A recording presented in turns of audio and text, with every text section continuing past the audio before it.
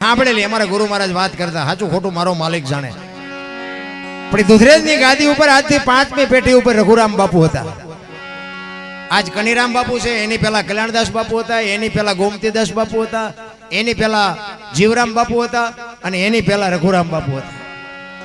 300-350 વર્ષ આસપાસ મારા અંદાજ મુજબ આ બનેલી વાત. અને અમારું એ દુધરેજ છે ને, એમાં અમારા દરબારોની વસ્તી છે અને તેથી રાજા છે. એ દરબારનું કઈક કામ લઈ અને મેવાડમાંથી કોક ચારણ આવેલા, કોક ગઢવી આવેલા.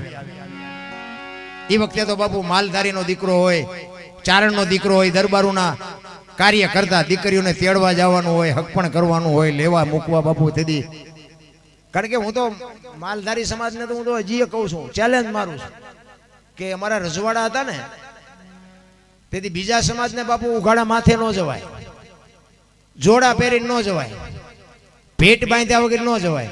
અને બાપુ રબારીનો દીકરો હોય ને, રહોડા સુધી એમના માયલો જાય ને કોઈ રોકે નહીં બાપુ. આટલી બાપુ દરબારું હારે એને મેળ હતો. અને હું ઈ કહું છું કે આ ઘટ્યું કેમ કેમ આજ વિશ્વાસ નથી કોઈ કરતું? વિચારવા જેવી વાત છે.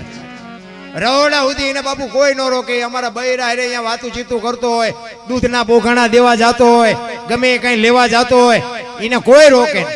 અને બીજા બાપુ એમ ન જઈ શકે. આટલો નાતો હતો.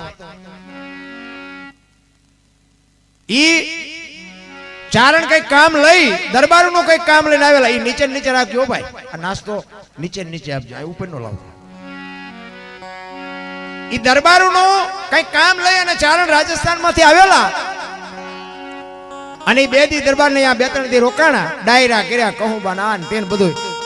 અને પછી ચારણે રજા માંગી કે બાપુ હવે હું જાઉં. એટલે બધા દરબારો ડાયરો ભેગો થઈને કે ચારણ ગમે એમ તો આપણે અહીંયા મહેમાન થયા છે, આપણું કામ કરવા આવ્યા છે, એટલે આપણે કંઈક એને દક્ષિણા દેવી પડે, આપણે કંઈક વિવેક કરવો પડે. એ બધા દરબારોએ થોડા ભેગા કરી અને 2000 રૂપિયા, બાપુ તેદીના 2000 એટલે આજના 2 કરોડ કહેવાય. 2000 રૂપિયાની શીખ કરી અને બાપુ ગઢવી તમે જોવો ને તો એની કહું ફાટે, વાહ દરબારો, વાહ દરબારો, મને આજ 2000 રૂપિયા બાપુ શીખ કરી. પણ એને ત્યાંથી નીકળે અને એને વાત યાદ આવી કે અહીંયા એક આ દુધરેજ ગામ છે કે ઓલી વડવાળાની કંઈક જગ્યા નાની એવી છે, કંઈક ડેરી છે, કંઈક ઝૂંપડી છે. એ કે અહીંયા દરબારોએ કીધું કે હા, તો કે મારે એના દર્શન કરવા જવું છે. અને એ વડવાળાની ઝૂંપડી હતી ને, ત્યાં એક છોકરો કોક મૂકવા ગયો કે હાલો હું તમને દેખાડું. એ વડવાળાની જ્યાં જગ્યા હતી ત્યાં રઘુરામ બાપુ બેઠા છે. અને અહીંયા આવ્યા અને રામ રામ કર્યા, આડાવાળા આટા મારીને બેઠા. અને બાપુ પૂછે છે ચારણ, ક્યાંથી આવ્યા? એ કે બાપુ રાજસ્થાન માંથી આવ્યો. કેવા છો? એ કે હું બાપુ ગઢવી છું, ચારણ છું. હા, કઈ બાજુ ગયા હતા? એ કે બાપુ આ સુધી જ આવ્યો હતો, આ દરબારોનું એક કામ હતું ને, કામ લઈને આવ્યો હતો. અને 2 દી રોકાણો. હવે દરબારોએ મને શીખ આપી એટલે હવે હું જાઉં છું. દરબારોએ શીખ આપી? તો કે હા. કેટલા આપ્યા? અરે બાપુ તમારા ગામના દરબારની શું વાત કરી, 2000 રૂપિયા મને આપ્યા. એ કે એમ? હા, સારું કહેવાય. એમના જે કારભારી હતા ને, રઘુરામ બાપુએ એમના કારભારીને કીધું કે આ ચારણ દરબારનું કામ લઈને આવ્યા અને દરબારોએ શીખ કરી હોય તો આજ આપણી ઝૂંપડી આવ્યા છે, આપણે કંઈક શીખ તો કરવી પડે ને. એ કે જાઓ તો માલિકો પૈસા પડ્યા, એમાંથી 2000 રૂપિયા લેતા હો. અને 2000 રૂપિયા લેતા હો એમ કીધું ને, ચારણ ને આંખું ફાટી રહી. આ તો ગમે એમ તો દરબારું તો આપે, એ તો રાજા છે, ગામધણી છે. આ એક નાની એવી ઝૂંપડીનો સાધુ ઈ મને 2000 આપશે? અને 2000 રૂપિયા લઈને બાપુ આવ્યા અને રઘુરામ બાપુને આપ્યા. રઘુરામ બાપુએ કીધું કે બાપુ આ વડવાળાની પ્રસાદી છે, લઈ જાઓ. પણ એ 2000 રૂપિયા બાપુ ચારણના હાથમાં આપ્યા. અને ચારણને બાપુ કહું મડી તૂટવા હો ને, એ તો બાપુ શું, એ પછી ચારણ બાપુ બાકી રાખે? ચારણ પછી કહે છે કે રાજા જોયા જોયા ઘણા પણ રાખ, ફકીર તું ફાકડો. રઘુરામ આડો વાળ્યો આંખ બાળા બાપ, આમને મને આપ્યા. એ તો એક ગામ ધણી હતા, પણ તું તો એક નાની એવી ઝૂંપડીનો ફકીર છો, તું તો એક નાની એવી ઝૂંપડીનો સાધુ છો. તે મારા 2000 રૂપિયા આપ્યા, મારે તારા શું વખાણ કરવા? ઈ બાપુ દુધરેજની ગાદી. અરે બાપુ શું મહાપુરુષોએ વાવટા ફરકે. તમને એક બીજો દાખલો આપું. તમારા રબારી સમાજનો ઇન્દ્રાણા ગામ છે, તાલુકો કેશોદ અને જિલ્લો જુનાગઢ. કોક દીક જાવ તો જાજો. હું અહીંયા જઈ આવ્યો, એના દર્શન મેં કર્યા. ગામ ઇન્દ્રાણા, તાલુકો કેશોદ અને જિલ્લો જુનાગઢ. ઈ ત્રમટા હાકનો રબારી અમરા હતા જેનું નામ. અને રામદેવજીના મંદિર બનાવવા માટે બાપુ એવી બાપુ ટેક લઈને બેઠેલો. અને રામદેવજી બાપુનું મંદિર આજે અડીખમ ઊભું છે. મંદિરની સામે બાપુ એની સમાધિ છે. પણ હું અહીંયા ગયો, શું બાપુ સંતોના ભજન પડ્યા છે. તમે કોઈક દીક બહાર નીકળીને આંટો મારો તો તમને ખબર પડે આ ધરતીની શું તાકાત છે.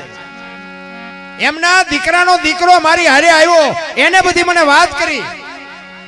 ઈ કે જો આ મારા દાદા અને આ એનું મંદિર એને, અને પણ બાપુ એને બધી વાત જે મને કરીને, ઈ કે આજે કોઈ માલ ઢોરને કઈ તકલીફ હોય, કોઈ માણાને તકલીફ હોય તો આજે અમારા દાદાની કે માનતા લઈને આવે ને બાપુ આજે કામ થાય છે. આ એક રબારીનો દીકરો, એક ઇન્દ્રાણા ગામના બાજુમાં સીમાડાની માલિકો એક ડેરી છે, રામદેવજી બાપાનું મંદિર છે. આજ માનતા રાખો ને બાપુ કામ થાય. એને કેવું ભજન કર્યું છે. એમના દીકરાના દીકરાએ કીધું મને કે બાપુ તમે ક્યાંક પ્રોગ્રામમાં જાઓ ને તો એક મારે તમને એક વાત કરવી છે કે થોડીક ભલામણ કરજો. કે મેં કીધું શું? ઈ કે આ વગડામાં છે ને એટલે અહીંથી બધા માનતા કે દર્શન કરીને વિયા જાય છે, કોઈને ખબર નથી કે એમનું કુટુંબ અહીં રહે છે. એટલે તમે જરાક એક જાહેર કરી દેજો કે એનું કુટુંબ અહીં રહે છે, કોઈ રોટલા ખાધા વગરના ન જાય. બાપુ એના દીકરાએ મને ભલામણ કરી. આ મારા દાદા જેવું અમે નહીં કરીએ કે, પણ એ કે મારા દાદાના નામથી જો આટલું કામ થતું હોય તમે બટકો રોટલો તો ખવડાવી શકી ને. મને કે તમે આ મીડિયાના માધ્યમથી તમારા વિડીયા બધા જોતા હોય, એમાં કદાચ કોઈક બાજુ માનતા કરવા આવે તો તમે આ વિડીયામાં બોલ્યા હોય તો કે એટલી ખબર પડે કે અમરા આતાનું કુટુંબ ગામમાં રહે છે અને રોટલા ખાતા વગરના જાય નહીં. બાપુ હજી આજે એની ત્રીજી પેઢીને બાપુ આ ભાવના છે. હું એટલા માટે કહું છું બાપુ રબારી જેવડો રોટલો ક્યાંય નથી. અને આ રોટલો જે કરે ને એ બાપુ રૂપિયા ન કરે.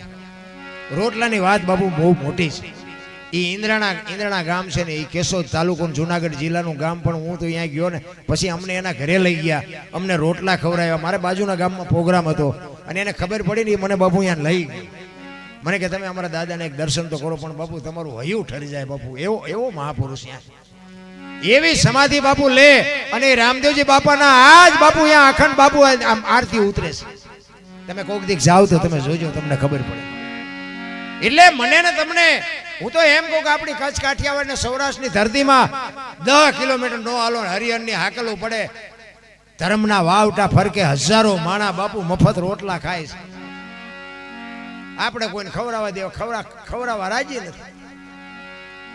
આપણે જો અત્યારે લગનગારો છે ને એ લગનમાં કંકોત્રી બધાને આવે. હું તમને એક અનુભવ કરાવું, બધાને ખબર છે પણ આવું તમને તાજું કરાવું કે લગનની કંકોત્રી આવે ને એ લગનની કંકોત્રીમાં છેલ્લી લીટીમાં લખ્યું હોય, તેમ બધાએ વાંચ્યું છે, ફલાણા ભાઈ દીકરો ને ફલાણા ભાઈ દીકરી ને ફલાણા ગામના મારા વેવાય અને આ જગ્યાએ લગ્ન પ્રસંગનું આયોજન કર્યું છે. તમે નવ દંપતીને આશીર્વાદ દેવા માટે પધારજો. આશીર્વાદનું લખ્યું હોય છેલ્લી લીટીમાં કે નવ દંપતીને આશીર્વાદ દેવા માટે સહકુટુંબ પધારજો એવું લખ્યું હોય. કોઈ આશીર્વાદ દીધા? લગ્નમાં બધા જાતા જશો, આશીર્વાદ આપ્યા કોઈ? આ તો અહીંયા જાય ને કે પંઠોજી ને પંઠા હાટું દાંટા મારો ખાવાનું જ ગોતે. ખબર જ નથી કે આનો વેવાય ક્યાં, આને ક્યાં ગામ હકપણ કર્યું છે, દીકરા ક્યાં દીકરાના લગ્ન છે, કઈ દીકરીના લગ્ન કોઈ પૂછતું જ નથી. એ કે જમણવારજી ને પાસે અને કંકોત્રી ખોલીને બાપુ આવડું આ એક જ જોવે ભોજન સમારંભ કઈ તારીખે કેટલા વાગ્યે છે, બાકી કોઈ કઈ જોતું જ નથી. આ આપણી ગઢની બાપુ પરંપરા હતી, આપણે બધી ચૂકી ગયા ને કે આશીર્વાદ બાપુ ઈ દેવાના હોય કે એક મંડપમાં હસ્તમેળાપનો સમય હોય ને ત્યારે દીકરીના માતા પિતા બાપુ કન્યાદાન કરવા માટે બેઠા હોય અને એ હસ્તમેળાપ થાય. અગ્નિની સાક્ષી ભૂદેવ બાપુ મંત્રોચ્ચાર કરતા હોય અને એ હસ્તમેળાપ પતે ને પછી ફેરા ફરે અને ફેરા ફેરા પછી બાપુ ભૂદેવ અવાજ કરે કે નવ દંપતીને હાથગણું કરવાનો સમય છે, હાથગણું કરાવવું હોય ને બધા આવો. એ વારાફરતી બધા હાથગણું દીકરીને કરાવે, દીકરાને કરાવે, જેને કરાવે. પણ એ હાથગણું કરાવતી વખતે આશીર્વાદ આપવાનો છે. જો આપણી આ ગઢાની પરંપરા છે. અને આશીર્વાદ કેવા આપવાના કે ગમે એના દીકરાની જાનમાં તમે ગયા હોય અને અહીંયા બાપુ તમારે એ આશીર્વાદ આપવાના કે હે મારા નાથ અમે આની જાનમાં 100 જાનૈયા ને 25 જાનડીઓ આવ્યા છે. આ દીકરાની જો કદાચ ઉંમર ઓછી હોય તો અમારા 100 જાનૈયા ને 25 જાનૈયાની જાનડીઓની 100 મહિનાની ઓછી ઉંમર કરીને આની ઉંમર મોટી કરી દેજે. આના લગ્નમાં ભલે લઈ આવ્યો પણ આની કારણે અમને ન આવવા દે તો મારા બાપ આ આશીર્વાદ દેવાના છે. કોઈ દેતું જ નથી. અને પાછા પાડું મરે એટલું ખાઈને પછી બહાર નીકળ્યા પછી એમ કે ખાવાનું સારું નહોતું, પાગરણ સારું નહોતું, ઉતારો સારો નહોતો. તારા જોડા તો જો ડેઢ રાત રેવા થીગડા દીધા રિયો રિયો કોકનું આવું છે ને. કારણ કે બાપુ એ તો ઘરે જયારે ઘોડા આવે ને ત્યાં ખબર પડે. મહાપુરુષોએ બાપુ તમને મને ખૂબ શાન કરી છે. હું તો કહું છું કે માણા બની જાઓ. માણા જ બનવાની જરૂર છે. ને કે મેં હમણાં કીધું એમ જાનવર પૂજાય છે ને આપણને ભલામણ કોઈ હારા મોઢે કોઈ બોલાવે નહીં તો આ જિંદગીમાં શું આપણે ફાયદો શું આ દુનિયાનો.